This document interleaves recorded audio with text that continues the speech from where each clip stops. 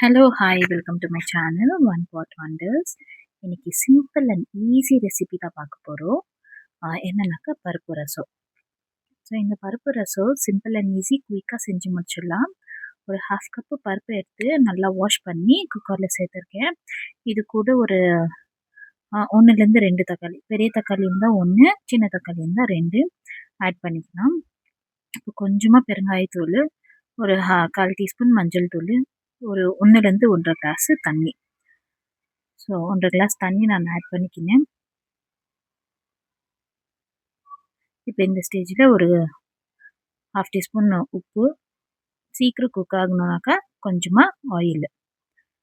So இது எல்லாமே போட்டு நல்லா மிக்ஸ் பண்ணிட்டு ஒரு 5 விசில் வர வரைக்கும் நம்ம விசில் எடுத்துக்கலாம்.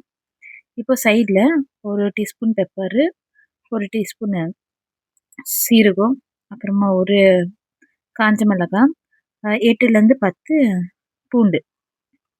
நான் தோல் உரிக்காமல் சேர்த்துருக்கேன். நீங்கள் தோல் உரித்து சேர்த்தா கூட பரவாயில்ல. இப்போ 1 டேபிள் ஸ்பூன் வந்து சாம்பார் தூள், கொஞ்சமாக கருவேப்பிலை, இதெல்லாம் போட்டு நல்லா கொஞ்சம் கொரகொரப்பாக அரைச்சி எடுத்து சைடில் வச்சுக்கலாம். பை த டைம் அது 5 விசில் வந்தாச்சு. இப்போது ஒரு பேன் நல்லா ஹீட் ஆனணும். ஒரு 1லேருந்து 1 டேபிள் ஸ்பூன் ஆயில் ஹீட் ஆனணும். கடுகு, உளுந்து சேர்த்து நம்ம பொரிச்சு எடுத்துக்கலாம். கொஞ்சமாக கருவேப்பிலை. இப்போ நான் அந்த பெப்பரு அப்புறமா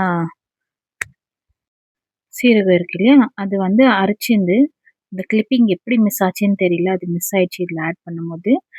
கருவேப்பிலை ஆட் பண்ணோம்னா இந்த நம்ம அரைச்ச மசாலா வந்து அதில் சேர்த்து ஒரு 1 மினிட் நல்லா சாட்டே பண்ணிக்கலாம் லோ ஃப்ளேம்லேயே வச்சு.